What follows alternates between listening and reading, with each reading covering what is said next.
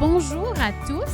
Mon nom est Stéphanie Cadieux et je suis la directrice de l'éducation au Conseil sur le vieillissement d'Ottawa. J'ai l'énorme plaisir de vous souhaiter la bienvenue à ce fabuleux événement intitulé « Parlons de diversité et d'inclusion ».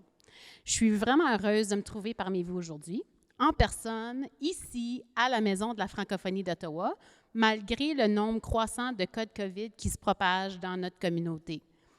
Pour assurer que nous participons tous en sécurité, vous allez remarquer que nous avons distancié tous vos sièges. Alors, nous recommandons aussi que vous portez votre masque pour la durée de l'événement, sauf lorsque vous dégusterez votre lunch. Alors, évidemment, vous allez dire, « Bien, Stéphanie, tu ne portes pas ton masque en ce moment », mais je vous assure qu'il y a une bonne raison pour ça. La première partie de notre événement sera enregistrée et partagée avec les personnes qui ont dû s'absenter aujourd'hui.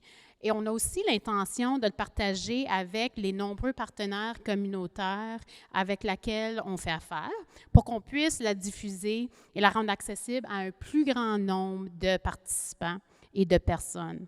Alors, elle servira aussi comme outil pour la grande variété de comités qui travaillent sous l'ombrelle du Conseil sur le vieillissement. Alors, le CSV a plusieurs comités.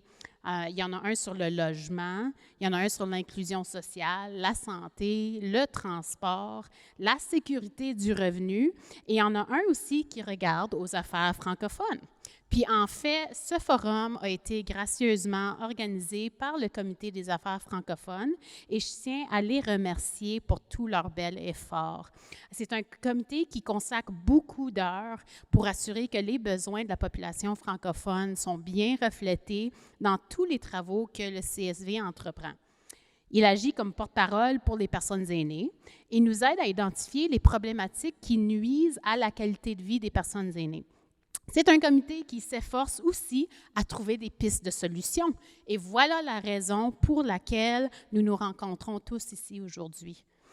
Comme vous avez sûrement constaté, le sujet de l'équité et de l'inclusion prend de plus en plus de place dans notre société. Avec l'apparition des initiatives comme MeToo, Black Lives Matter et la découverte de dépouilles d'enfants autochtones dans les tombes anonymes des anciens pensionnats, le monde entier tremble avec une envie à rectifier les problématiques d'injustice sociale et d'inégalité. Quel que soit notre âge, notre race, notre religion, notre identité de genre ou notre orientation sexuelle, nous cherchons tous le respect dans ce monde et espérons que les personnes qui y vivent respecteront les droits auxquels nous avons tous droit en tant qu'êtres humains. Dans le but d'aplanir les obstacles à l'équité et l'inclusion, nous allons aujourd'hui nous pencher sur plusieurs des enjeux qui touchent la grande diversité de personnes aînées qui tissent la toile de notre belle communauté francophone. Ce forum a pour but de vous sensibiliser à la réalité des différents groupes marginalisés et de mieux vous outiller pour que vous puissiez vous-même agir comme ambassadeurs du changement. C'est excitant, non? Nous allons d'abord dialoguer avec un panel de personnes ressources représentant différents groupes de la diversité. Ensuite, nous prendrons une pause d'à peu près 1 heure pour le dîner et nous terminerons la journée avec des groupes de discussion qui nous aideront sûrement à identifier des mesures que nous pouvons tous prendre pour créer une communauté plus accessible et inclusive. Bien sûr, nous ne vous laisserons pas quitter les mains vides non plus. Alors, nous avons créé une petite trousse de ressources qui va vous aider dans votre cheminement. Que vous soyez un individu ou un fournisseur de services, le porte-document qui se trouve devant vous vous sera utile. Bon, de façon collective, aujourd'hui, notre premier pas vers l'inclusivité, le respect et la réconciliation, c'est de reconnaître que nous nous rencontrons tous en ce moment sur les territoires traditionnels non cédés de la nation algonquine Anishinaabe.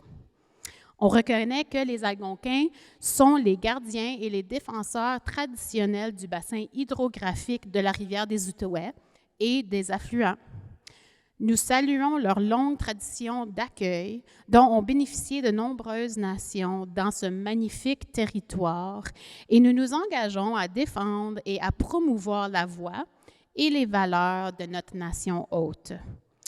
En tant que colons, cette reconnaissance des contributions de l'importance historique des peuples autochtones doit également être liée à notre engagement collectif envers la vérité et la réconciliation. En reconnaissant l'oppression historique exercée sur les territoires, les cultures et les premiers peuples, nous souhaitons tous contribuer au processus de guérison et de décolonisation, et on s'engage à le poursuivre ensemble. Bon, sans plus tarder, commençons le forum en se lançant dans les discussions avec notre panel. J'ai l'énorme plaisir de vous présenter Mariette Chikuru, qui animera la discussion avec nos invités. Mariette est une professeure et consultante à la Cité depuis plus de 10 ans. Elle est membre de l'Ordre des travailleurs sociaux et des techniciens en travail social de l'Ontario et a plus de 20 ans d'expérience dans le milieu communautaire. Elle fait partie du Comité des affaires francophones du Conseil sur le vieillissement et excelle dans l'évaluation des besoins et dans l'élaboration de plans d'action pour répondre aux besoins de la clientèle âgée. Alors, accueillons-la chaleureusement.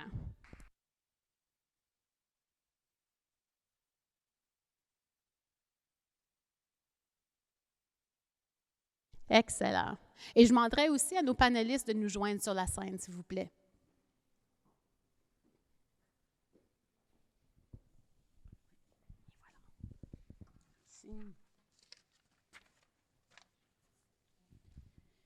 Merci beaucoup.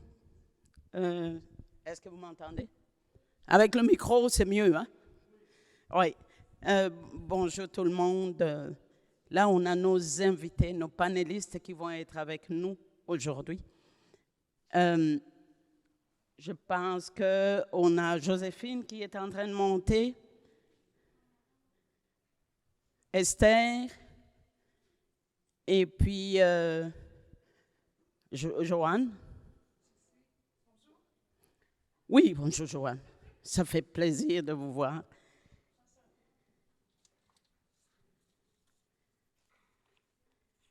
Alors, des réalités qu'on vit. Moi, je sais qu'on a nommé des points. Il y a des points qu'on va toucher ici. Il y a des panélistes qui ont été invités. Chacun vient avec une réalité particulière qu'elle vit. Mais sachez qu'autour de la table, on aurait tous à dire des particularités qui nous accompagnent dans la vie. Une main est faite de 5 doigts. Et les 5 doigts sont différentes. Mais sans ces 5 doigts-là, on est toujours pris à accommoder. Fait que le Canada pensait que vous avez la paume de la main et les 5 doigts, c'est nous autres, avec toutes nos particularités. Et cela fait la diversité du Canada. Et je félicite toujours ce pays qui nous a accueillis, où je ne suis pas née, mais j'ai des gens qui sont nés ici, et où je suis heureuse, et j'encourage cette diversité-là. J'encourage l'inclusion. Si on pense à se mettre ensemble, on est capable de supporter notre paume de main, qui est le Canada. Alors pensez-y, les 5 doigts, comment ça peut s'entraider entre eux. Alors, je vous ai dit qu'on avait Joanne, on avait Joséphine, on a Esther, qui vont nous parler des réalités qu'elles vivent en ce moment. Des réalités que j'aurais pu amener aussi, mais on a choisi les 3 personnes qui sont là. Alors, bonjour mesdames, ça fait plaisir de vous voir. Vous avez certainement des choses à nous amener. Habituellement, j'oublie que j'ai un micro en main, mais cette fois-là, j'espère que je vais pouvoir. Si jamais vous ne m'entendez pas de l'autre côté, laissez-moi savoir. Alors, moi, je souhaiterais, chères dames, que vous nous parliez brièvement de vos réalités, de votre parcours actuellement. Hein? Écoutez, il y a des années qui sont passées, de votre parcours de vie. Prenez un petit 5 minutes pour nous parler de ça, et puis ça va nous aider à pouvoir suivre la conversation avec vous autres. Joanne, si tu te sens plus à l'aise, si tu le permets que je te tutoie, Absolument. ça me ferait plaisir. Oui. Merci beaucoup, Joanne. Merci. Allons-y de l'avant, s'il vous plaît. Merci. Merci, Mariette. Merci d'être ici. Merci d'accepter de nous rencontrer. Et puis, je suis toujours heureuse de venir ici à la Maison de la francophonie. Je me sens chez nous, en famille. Je me sens vraiment bien. Et puis, je suis très contente d'amorcer ce dialogue entre nous. Alors, moi, je suis ici pour représenter la communauté deux esprits ou 2S, Two Spirit, LGBTQIA+. Donc, je suis une fille native d'Alexandria, Ontario, un petit village de 2500 de population à 1 heure d'ici.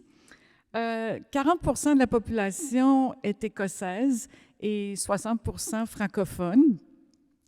J'ai toujours été considérée comme une militante franco-ontarienne. J'ai fait la grève pour l'école secondaire de Kapuskasing. J'ai travaillé au Centre culturel Les Trois Petits Points. J'étais responsable de la programmation comme job d'été en tant qu'étudiante. J'étais la pianiste du village, alors on m'invitait à accompagner tout le monde pour toutes sortes d'occasions. Et dans mon village, il y avait le fou du village, comme c'est la tradition dans le folklore, et il y avait 2 tapettes, qu'on les nommait, et une Gwyn qui était partie faire sa maîtrise en littérature française. Alors, de s'afficher comme membre de cette communauté LGBTQ, ben, c'était pas question de le faire, c'était considéré péjoratif d'en faire partie. La question se posait même pas, c'était même pas une possibilité. Mais j'ai toujours défendu toutes les minorités, peu importe leur appartenance.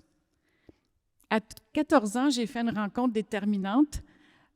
Mon professeur de musique instrumentale, Pierre Vaillancourt, et après 1 mois sous sa baguette, je lui ai dit « Je veux devenir comme toi. Je veux devenir une enseignante de musique instrumentale. » Alors, il m'a pris sous ses ailes, m'a guidée, m'a laissé enseigner, m'a laissé diriger, m'a vraiment bien préparé à ma carrière d'enseignante de musique instrumentale. À l'université, j'ai étudié la musique pour la pédagogie musicale, précisément. J'ai eu beaucoup de chums, beaucoup d'amants. Puis, une fois devenue enseignante, j'ai rencontré une collègue qui, après 3 ans d'amitié, on s'est rendu compte que nous étions amoureuses l'une de l'autre. On n'y comprenait rien, mais on a assumé nos sentiments. Ça fait de cela 31 ans. Et lorsque je fus atteinte d'un cancer du sein il y a 11 ans, elle m'a demandé en mariage sur le champ lors de mon diagnostic. Et l'une des raisons, c'était qu'elle voulait être aux premières loges, à mon chevet, à l'hôpital. Parce que lors de chirurgies précédentes, elle n'y avait pas accès. C'était que les membres de la famille, même si je la présentais comme ma conjointe. Alors, on voulait éviter cette situation-là. On s'est mariés 2 semaines plus tard à l'hôtel de ville d'Ottawa. Et notre relation, je ne me l'explique pas, mais je l'assume. J'aime mon épouse plus qu'hier et moins que demain. Et je ne prends pas pour acquis. Il y a eu une mode où est-ce qu'on présentait notre conjoint hétérosexuel ou peu importe, comme mon chum, ma blonde. Il ne fallait pas dire qu'on était époux-épouse mariés, ma femme, mon mari. C'était pas cool. Bien, moi, j'avais tellement hâte d'avoir ce privilège de dire « c'est mon épouse, c'est ma femme ». Puis je le dis fièrement maintenant. Nous sommes toutes 2 issues de l'enseignement, du monde de l'éducation, puis à la retraite depuis 2015. Puis, pour ma part, je fais du bénévolat au réseau Fierté des aînés d'Ottawa. J'offre des formations de sensibilisation aux organismes qui desservent les aînés. Puis, je suis aussi membre du CA de l'Association communautaire de Vanier et je suis présidente de son comité de la francophonie. Alors, ça vous donne une petite idée de qui je suis. Merci. Beaucoup, Joanne. Merci de nous partager tout ça. Je vous ai vu dans la communauté, mais je ne savais pas qu'il y avait tant de trajets. Merci infiniment. Alors, on va aller avec la prochaine personne. Si jamais, Joséphine, vous vous sentez à l'aise, allez-y, nous raconter votre parcours. Il n'y a pas de très long, il n'y a pas de très court. On est ce qu'on est. Allons-y.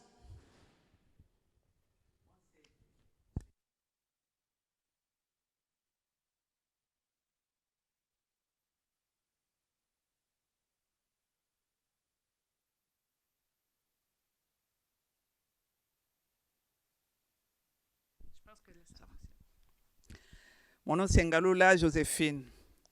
Je viens de la République démocratique du Congo. Je suis arrivée ici avec mon mari il y a 21 ans. Nous avons connu des difficultés énormes. Première difficulté, c'est la communication. On parlait français. Et quand nous sommes arrivés à Montréal, on ne parvenait pas à comprendre l'accent québécois.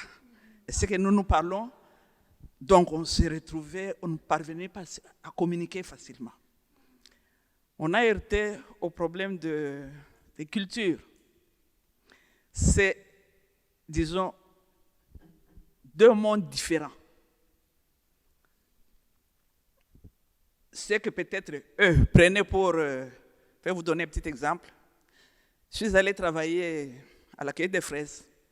Et le superviseur là était un jeune garçon de 17-18 ans. Il m'appelle Joséphine. Un petit garçon comme ça, qui m'appelle par mon nom. Et puis il me fait comme ça. Dans notre culture, une grande personne, on l'appelle maman, par respect, ou bien papa. Et on appelle comme ça un chien. Et comme il m'avait fait ça, j'étais dans tous mes états et je n'ai plus travaillé. J'ai dit, je rentre. Comment il peut me traiter un enfant comme ça qui me traite d'un chien? Vous voyez, on a eu des difficultés à nous adapter. Mais nous avons quand même fait un effort, en particulier moi. Je voulais un peu savoir comment on fonctionne. Qu'est-ce qu'il y a? Quand je suis arrivé une fois dans une manufacture où je travaillais, j'ai dit au superviseur, je voudrais bien travailler. Mais quand vous parlez, parlez un peu lentement. Et si vous voyez que je ne fais pas ce que vous avez dit, c'est que je n'ai pas bien compris. Ah, il a été très gentil à mon égard. Le lendemain, je me suis trompé d'autobus. Je suis arrivé en retard. J'ai pris un autre bus. Je ne sais pas là où ça m'a amené. Je suis encore rentré et puis je suis arrivé en retard. Il me regarde, Joséphine. Je dis, mais j'étais perdu. Et il a été quand même gentil. Il y a des gens qui sont quand même gentils. Il a été gentil à mon égard. Les difficultés que nous rencontrions, c'était ça. Je me suis demandé comment est-ce que je pouvais intégrer la société. Quand vous arrivez dans un endroit, quand les gens marchent, regardez comment est-ce qu'ils marchent. J'ai essayé d'entrer dans un organisme de mamies immigrantes. Et là, comme j'étais dans mon pays enseignante, là, elle a essayé de nous aider à faire des comptes africains. À partir de là, j'ai commencé à entrer petit à petit, à savoir comment est-ce qu'on fonctionne ici et qu'est-ce que je peux faire. Ainsi, en déménageant de Montréal jusqu'ici, j'ai pu rencontrer à travers les comptes africains que je faisais. Je me suis engagé dans un organisme là qu'on appelait les compteurs de l'Ontario. Et à partir de là, j'ai pu avoir un petit travail là où j'ai pu donner l'alphabétisation aux aînés immigrantes. C'est ce que j'ai pu faire, mais j'ai fait beaucoup de bénévolat, savoir qu'est-ce qu'on fait, qu'est-ce que je peux faire aussi. Mon parcours est celui-là. Je suis quand même contente que vous puissiez avoir le temps de nous écouter aussi, pour que nous puissions quand même améliorer. notre façon de cohabiter. Ouais. Merci beaucoup. Merci beaucoup. Merci beaucoup, Joséphine. C'est une dame que j'ai connue à travers ce bénévolat-là d'alphabétisation, justement. Je ne la connaissais pas de son pays, mais je l'ai connue ici. Merci, Joséphine. Merci.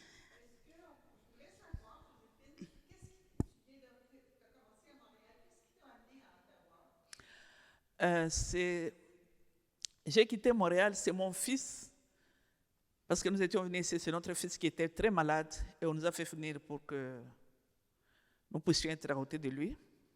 Avant qu'il ne décède, il m'a dit, maman, allez à Ottawa, vous serez mieux qu'au Québec. C'est pourquoi nous avons déménagé et j'ai pu voir que ce qu'il avait dit, c'était la réalité. Oui, il y a une différence. Merci beaucoup.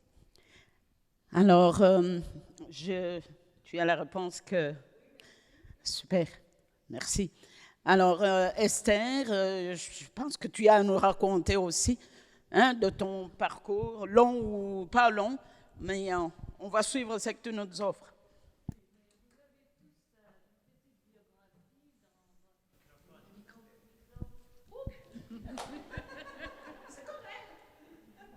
Voilà.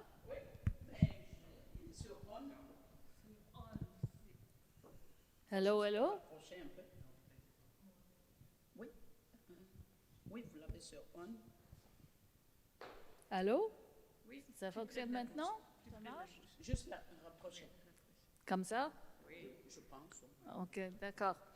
Alors, vous avez tous une petite biographie que j'ai mise.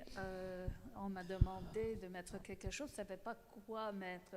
Je suis malade depuis plus que 30 ans.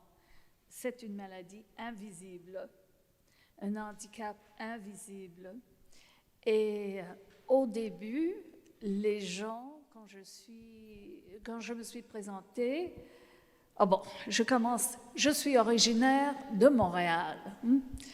On m'a offert un poste ici à Ottawa.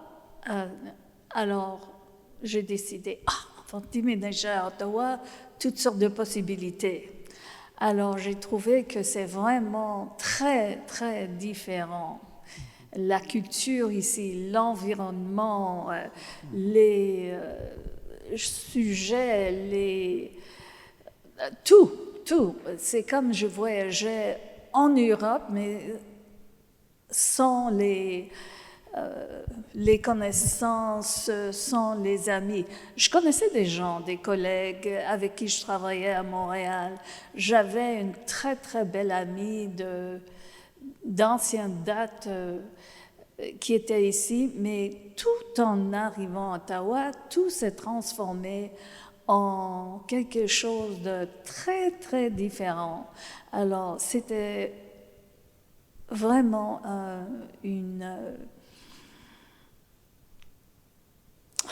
comment est-ce que je peux l'expliquer?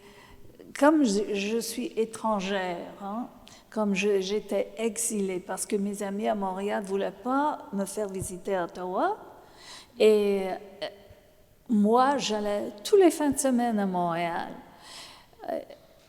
Alors, j'habitais pas pendant la semaine ici, pendant le week-end là-bas, pour les fêtes là-bas.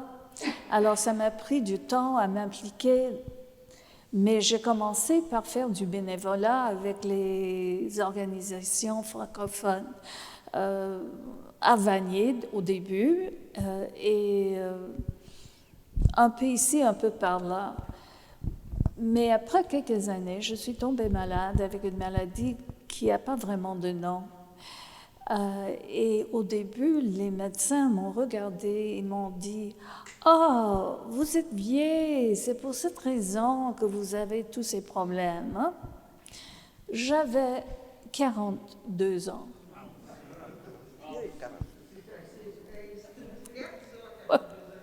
Oui. Et puis après qu'on a décidé que c'était une vraie maladie, malgré le fait qu'ils ne pouvaient pas trouver des médicaments ou des thérapies qui pourraient m'aider, il fallait que moi, je trouve des personnes ou des méthodes pour,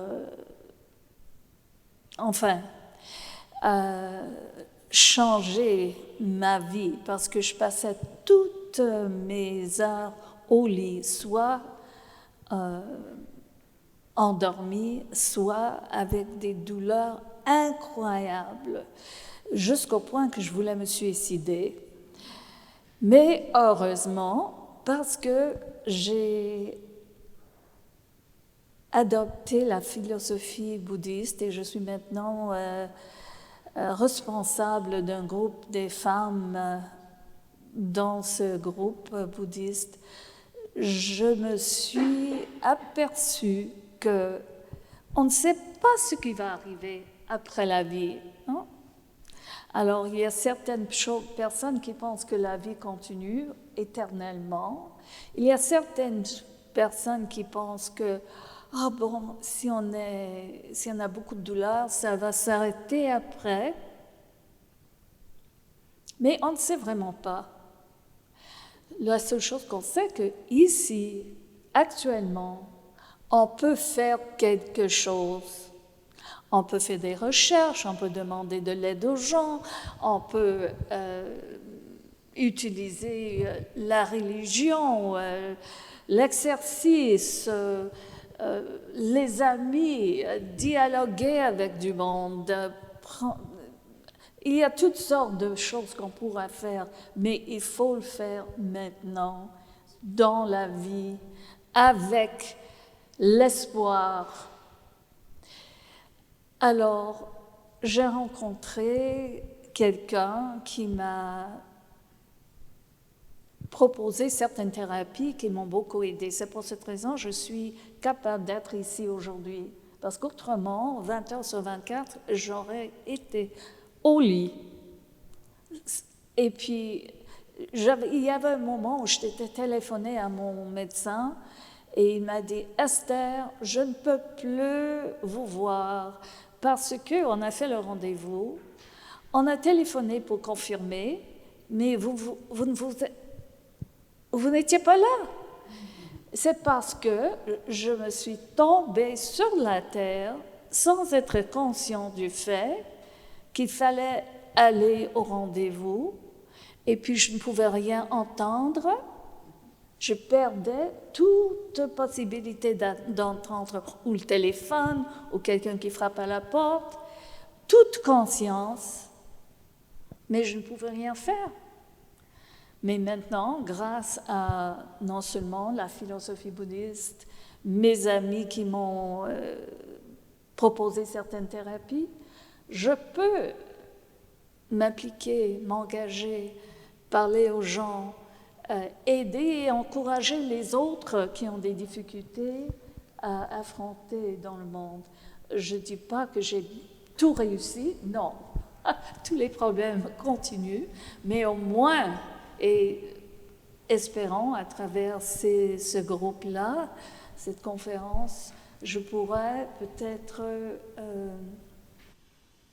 sensibiliser les gens à certains obstacles que j'ai rencontrés et qu'on pourrait peut-être éliminer avec l'aide de vous et vos collègues d'ici.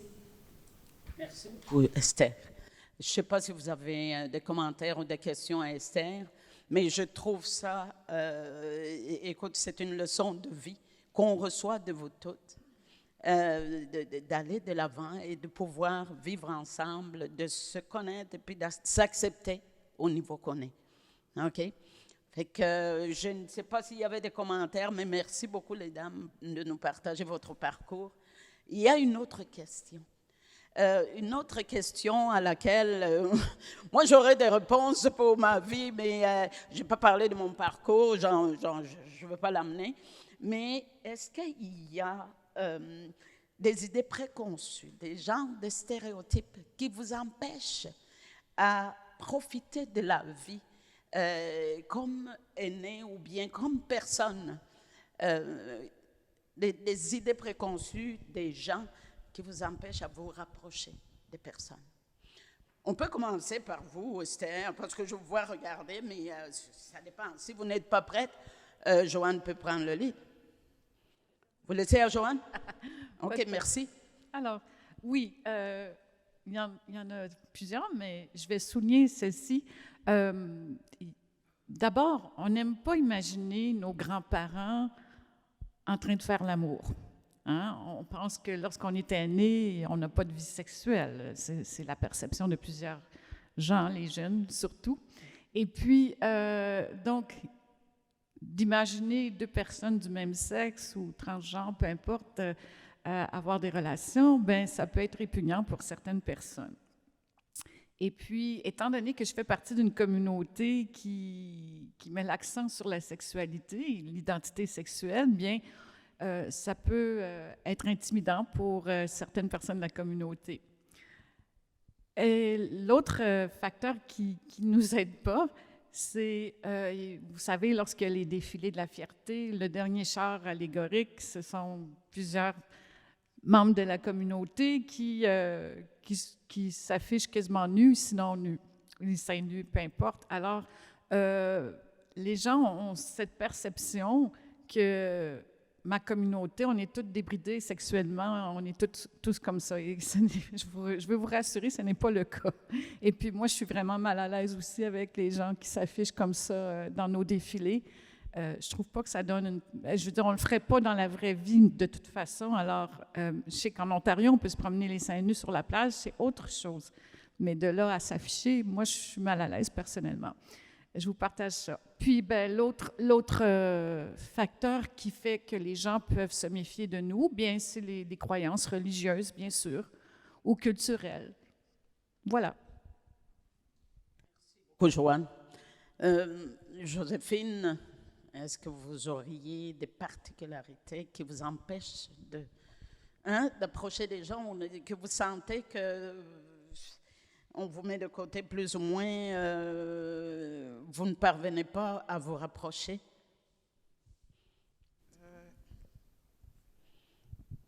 Quand j'ai déménagé de Montréal ici à Ottawa, là où j'habitais, c'était un peu mieux, c'était bien. Mais quand mes enfants sont arrivés, j'ai demandé à ce que je puisse avoir un logement un peu plus grand parce que les enfants ont trouvé leur père malade. Ils ne voulaient pas nous laisser, nous deux, ils voulaient être avec nous pour m'aider avec leur père.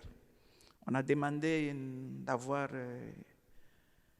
une maison un peu plus grande et nous avons pu faire à peu près toute une année avant d'avoir une maison un peu plus grande. On nous a donné 2 chambres. Et là, quand je suis arrivé, je crois 1 mois, bien 2 mois après, j'ai vu, on a toqué à ma porte. Madame, on est venu vous donner un cadeau de bienvenue. Ah, j'étais contente. C'est la première fois que je voyais que les voisins se sont organisés pour nous recevoir.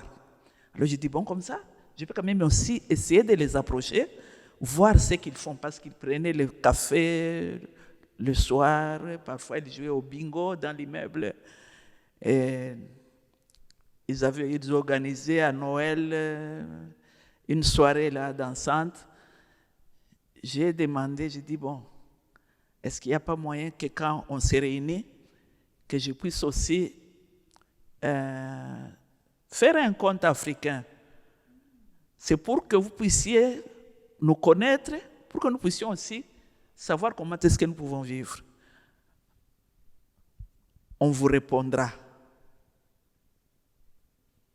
Jusqu'aujourd'hui, parce qu'avec le Covid, etc., ils m'ont dit qu'ils vont me répondre. Ça va faire depuis qu'ils vont me répondre depuis 2018 jusqu'à aujourd'hui.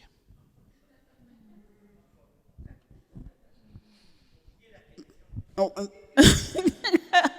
oui, ça peut être l'oubli aussi, les années ont passé, mais merci beaucoup Joséphine de nous partager ça. Hein? Ça dépend de comment on se sent à travers tout ça et J'ai hâte, si vous êtes dans cette communauté-là, j'espère qu'un jour, vous allez encore poser la question. S'ils l'ont oublié, comme dit Gilbert, au moins, tu vas leur rappeler. Ça va. Merci beaucoup. Esther, allons-y, s'il vous plaît, des idées, des stéréotypes qui reliés à votre particularité, qui nuisent à vos contacts, que vous sentez que ça empêche le rapprochement à la population à laquelle vous appartenez. Oui, qui vous limite, en fait, tu sais, qui nuit.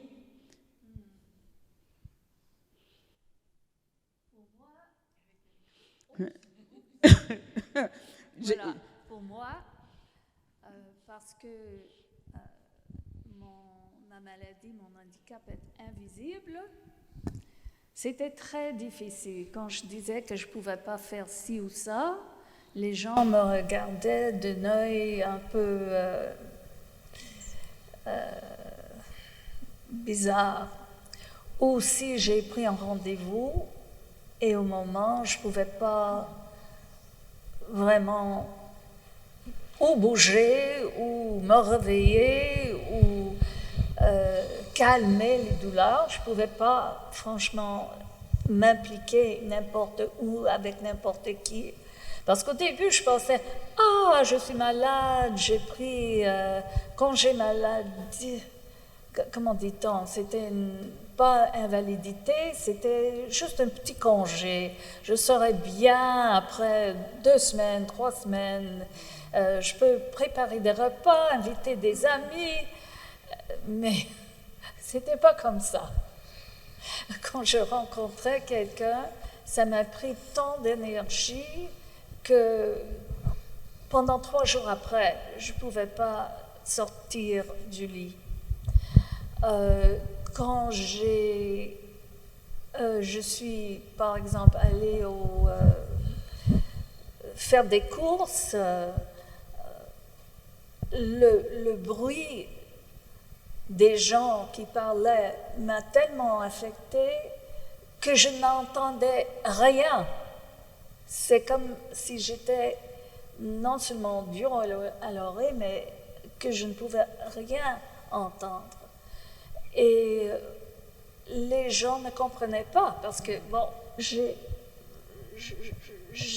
l'apparence normale. Hein? Oui. Quand j'ai dit à cette époque-là, j'avais une voiture. Et quand j'étais en bonne forme, plus ou moins, j'ai pris la voiture pour aller quelque part. Mais je ne pouvais pas marcher de coin de rue comme auparavant. Et si j'ai dit que, j'ai pris la voiture pour aller telle et telle, les gens me regardaient. Mais quelle personne faible, ignorant, prendre une voiture pour faire ta. J'ai perdu des amis parce que je ne pouvais pas le rencontrer. J'ai perdu de l'argent parce que je n'avais pas la concentration pour préparer les papiers. Il n'y avait aucun service pour m'aider. Heureusement, j'ai rencontré un travailleur social qui m'a aidé à déchiffrer les lettres parce que je pouvais pas. J'ai oublié de le dire. Je pouvais rien lire. Je voyais des mots, je reconnaissais les mots, mais la phrase ensemble, non. J'avais besoin de quelqu'un pour traduire ma propre langue. Alors, normalement, quand on dialogue avec quelqu'un, quand on a une conversation, on attend un peu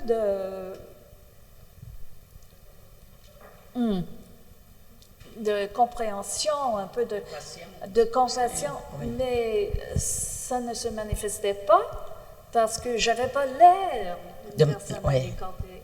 C'est dommage.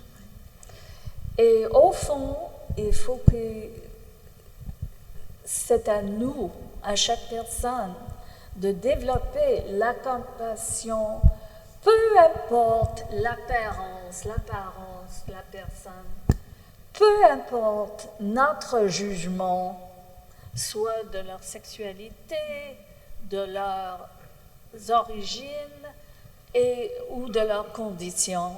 Et c'est très difficile parce que je sais que moi, j'ai des opinions très, très fortes.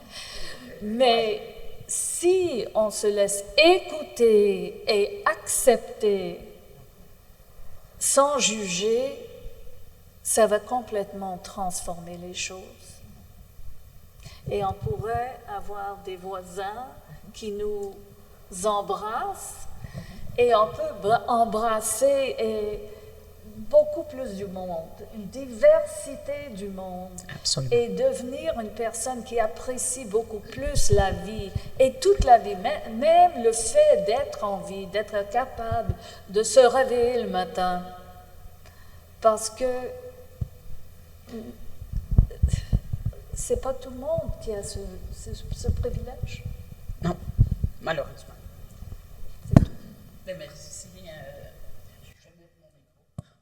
Merci beaucoup, Esther, de ce partage-là. Merci, Joanne. Merci, Joséphine. Et de rappeler de reconnaître cette diversité, comment on peut partager, comment on peut vivre ensemble. Ça vaut la peine. Oui, vous pouvez me voir debout, comme dit Esther, mais vous ne savez pas ce que je vis. Et si je ne peux pas, c'est parce qu'il y a des besoins spécifiques. On va y revenir tout à l'heure, mais je voulais aussi voir, je sais que Joanne, tu nous as balancé des choses, et puis Joséphine aussi, Esther aussi, mais est-ce qu'il y a des activités que vous vous empêchez de faire? Parce qu'il y a l'œil de l'autre qui va vous regarder bizarrement. Hein? Est-ce qu'il y a des activités que vous dites, écoute, je ne vais pas y aller parce que, ou bien des groupes que vous ne voulez pas approcher? C'est vrai, on est des aînés aujourd'hui, il y en a qui sont plus aînés que d'autres et ne parlent de vieillesse que celui qui a vécu. Je pense qu'on a l'âge d'un peu de sagesse, on pourrait en acquérir plus, à vivre plus. Est-ce qu'il y a des activités que vous dites, j'aurais pu, mais je ne veux pas réveiller la curiosité? Joanne, allons-y s'il vous plaît. D'accord. Bien, dans ma situation, ça peut être individuellement, mais c'est aussi en couple. Donc, la décision, c'est un compromis des fois, ou des fois c'est mutuel, mais s'afficher en tant que couple de femmes, c'est pas toujours à l'aise de le faire, surtout lorsqu'on se trouve en présence de personnes qu'on ne connaît pas. Je pense que c'est important. On craint ce qu'on ne connaît pas, n'est-ce pas? Et le but, c'est si on arrive à créer des liens, à créer des formes d'attachement, d'affection, bien là, on est plus réceptif, plus accueillant. En tout cas, oui, il y a des fois que je vais regagner le placard, c'est-à-dire que je ne vais pas m'afficher en tant que femme qui aime une autre femme, dans mon cas, et puis je vais tout simplement me taire. Je ne vais pas parler de ma vie amoureuse, personnelle. Hein? Tu arrives au travail le lundi, « Ah, mais qu'est-ce que tu as fait en fin de semaine? Es-tu sorti? Bon, puis as-tu des enfants? Es-tu marié? » C'est une des premières questions qu'on nous pose quand on se rencontre, n'est-ce pas? Alors, des fois, je vais répondre, puis honnêtement, puis des fois, je vais dire « Non, je n'ai pas d'enfant, je ne suis pas mariée » et ça s'arrête là. Danser un slow. Bien, je m'ennuie depuis la pandémie parce qu'on allait danser une danse pour notre communauté mensuelle au Good Companion sur la rue Albert. Puis là, on pouvait vraiment être soi-même en dansant. Et même si c'est un mariage de famille, il y a des amis qui sont invités, des vieilles matantes, etc. Donc, on ne veut pas offusquer qui que ce soit. Donc, on ne danse pas de slow. Puis, si on danse, quelque chose de plus rapide, oui, on peut danser ensemble, mais souvent, c'est en groupe. Donc, ça ne paraît pas trop. Se tenir la main.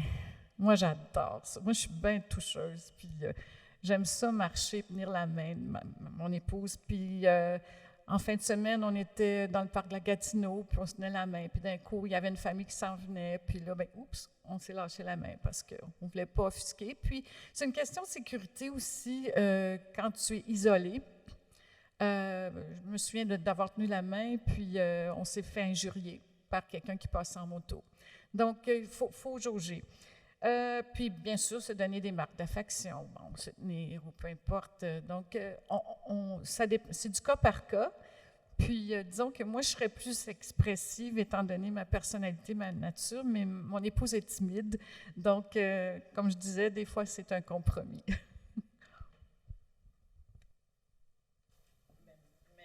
Joanne, pour le partage. Joséphine, est-ce qu'il y a des activités que vous vous empêchez aussi de faire dans votre particularité? Hein? Je venais de parler de ce que je voulais quand même faire connaître aussi ma culture pour que nous puissions nous comprendre et vivre ensemble. Bon. J'ai rencontré ce que j'ai dit que personne, ils m'ont dit, on va vous répondre. Mais j'ai remarqué quelque chose. Mon mari a été très malade.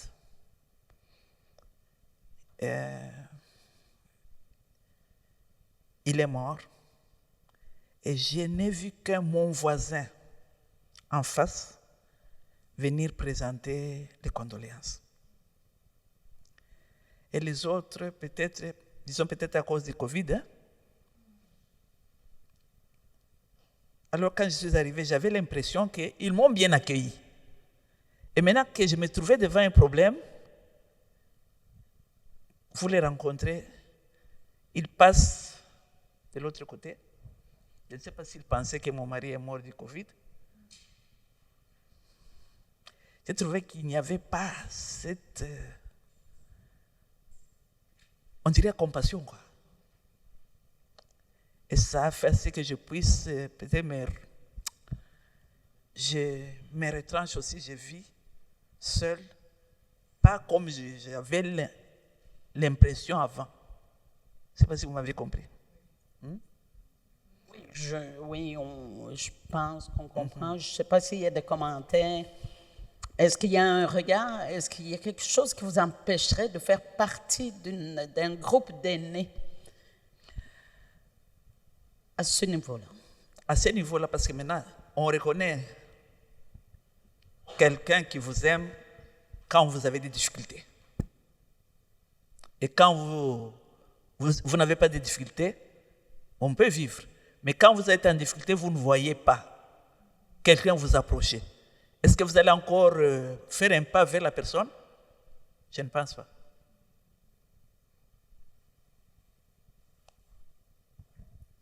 OK. Je ne sais pas si vous avez des commentaires. Oui, Carmen? Vous me direz si vous pouvez m'entendre.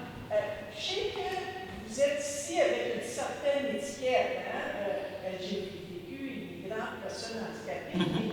Vous avez beaucoup de diversité entre vous. D'abord, vous êtes des femmes. Puis, est-ce que pour la communauté LGBTQ ou immigrants ou handicapés, vous allez à faire face aux handicapés LGBTQ, aux handicapés immigrants, aux immigrants LGBTQ, aux LGBTQ immigrants? J'aimerais vous entendre parler un peu de votre perception de la diversité à l'intérieur de votre particularité. Grosse question.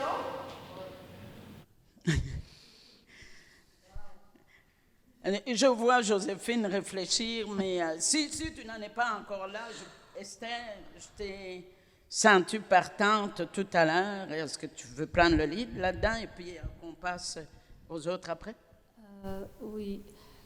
Moi, j'ai une situation un peu particulière parce que ma maladie m'empêche de sortir et rencontrer des gens. Heureusement, 10 ans après être tombée malade, j'ai eu la chance d'acquérir un ordinateur. On n'en veut plus, nous autres. avec l'ordinateur, je pouvais communiquer. Mais avant, c'était toujours aller au site web, Je ne pouvais pas. Je n'avais pas d'abord l'énergie, deuxièmement la concentration, troisièmement, je n'avais pas d'ordinateur. Et il faut ouvrir un peu nos champs de perception, nos champs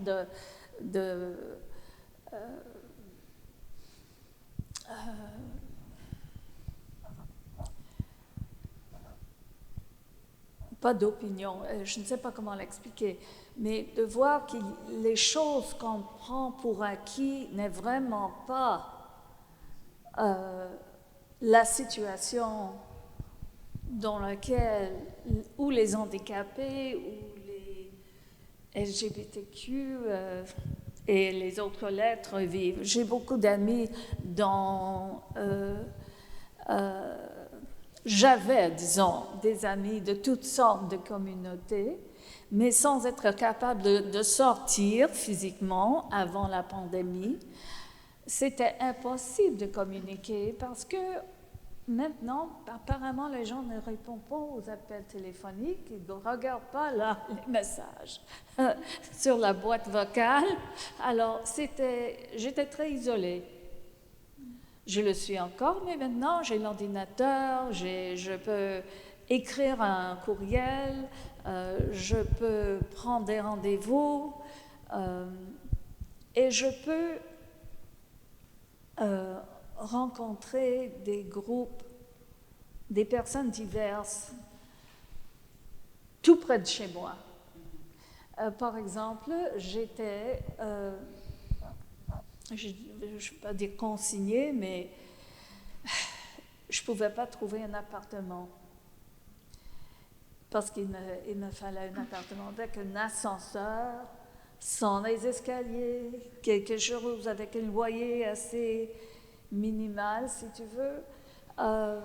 Et quand j'ai trouvé l'appartement où je vis maintenant, j'étais juste au début de tomber malade. Alors, je pouvais aller d'ici et là, mais la situation était que c'était très, très, très difficile de trouver quelque chose. Alors, l'amie de ma mère avait une fille qui habitait à Ottawa, qui m'a téléphoné, je ne le connaissais pas, pour me dire « Ah, Esther, il y a un appartement ici, il y a un ascenseur, le propriétaire est très méchant, mais au moins c'est propre. » Alors, j'y suis allée, c'était propre, je l'ai fait peinturer, et je me suis installée. Et puis, tout de suite après, je suis tombée malade, et pouf, après 35 ans, je suis toujours là. Et ils ne veulent pas que je sois là. Qui ne veut pas que vous soyez là? Le propriétaire. Ah ouais? OK. Il a vendu d'abord l'appartement, l'édifice, et il veut sortir tous les locataires pour faire des rénovations, enfin, ça, c'est toute une autre situation. Mais, étant donné que moi, je peux pas faire tout ce que les autres peuvent faire, j'ai pas l'énergie, j'ai pas la force physique, alors j'étais poursuivie. Et c'est un cauchemar, franchement. Mm-hmm. Et je veux m'impliquer un peu dans la vie pour aider les autres, mais si je ne peux pas moi-même faire quelque chose, et si je suis poursuivie, il n'y a pas de service, ils ont fermé tous les services à qui j'avais accès avant la pandémie, c'est maintenant fermé.